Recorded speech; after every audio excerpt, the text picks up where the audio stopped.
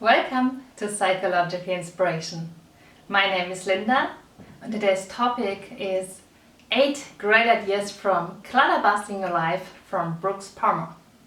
It's a great book. I absolutely recommend reading it yourself. I'm gonna link it down in the info box and also his channel. And today I chose for you 8 ideas for your life. Let's start right out. Number 1. No object is as important as your peace of mind. Brooks shared an example of a single mom who kept items from her ex, of course because he is the father of her children, but these items made her feel really bad. So coming across these items, Brooks asked her really gently, "So, how do these items make you feel?" And she kind of collapsed inside. And he told her, your kids need you to be strong and happy right now. And you keep items for an uncertain future and they might want them or want them not, but they take so much energy from you right now and they don't have the mother you can be without these items.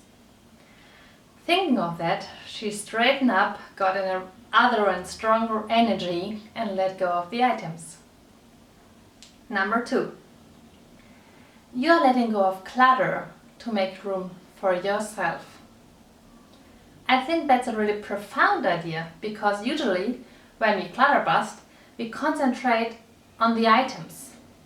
We concentrate on this item and ask ourselves how valuable this is and how much did it cost and do we need it again, and we are so concentrated on that, but comparing it to our peace of mind, our need for room, our need for money, our need for freedom really gets in perspective that it's not as important and makes it so much easier to let it go.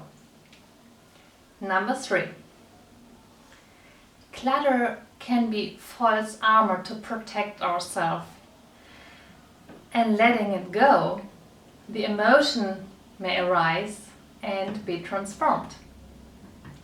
Brooks told an example of a guy who was divorced and he had a lot of clutter. Brooks went through all this stuff with him, and in the last box on the very bottom there was a marriage certificate. The guy really cringed and got very pale. So Brooks asked him really gently, "Will you marry this woman again?" And the guy said, "No." After being aware of that, he tore it apart, let it go, and just a little while later, he more consciously recognized the woman who was around all the time and how attractive she was for him, and they became a couple. So letting go of this old clutter opened his heart again. Number 4. Clutter is often an outward sign of inner emotional clutter. Brooks told a story of a wife who was mad at her husband and she accumulated all this clutter in the basement, and it really freaked her husband out. He hated that. When Brooks was over there and they started item by item decluttering this basement, this couple even had a fight over that.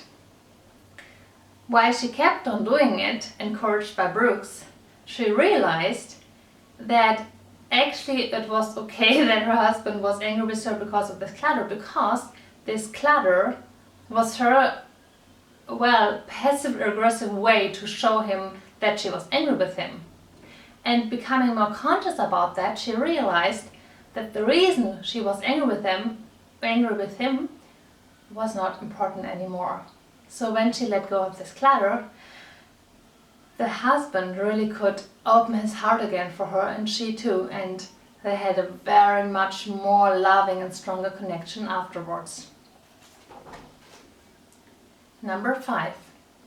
Clutter busting together as roommates or as a couple can be a really connecting experience if you're very kind, open-hearted and curious with each other.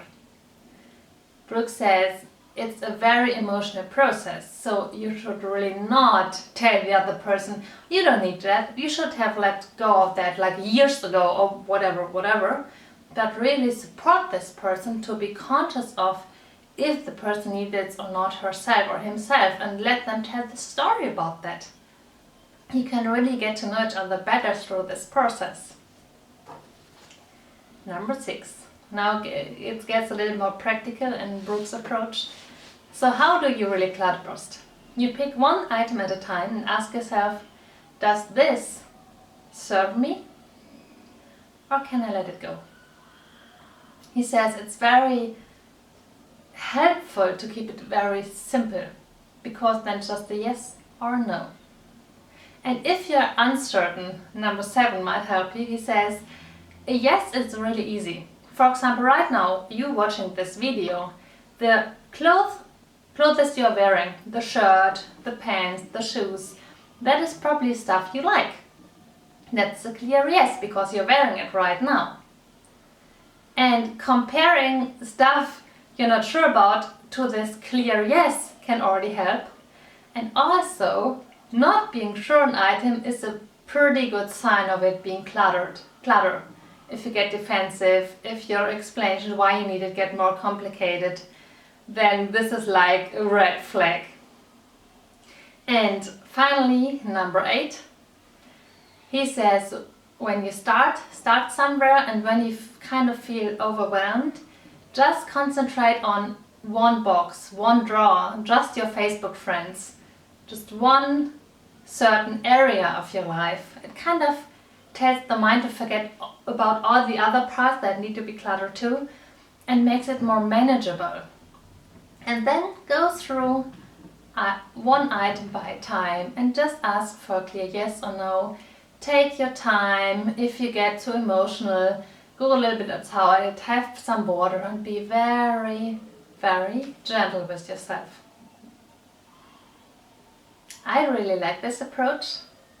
If you like this video, give me a thumbs up, subscribe to my channel, and well, see you next week. Goodbye!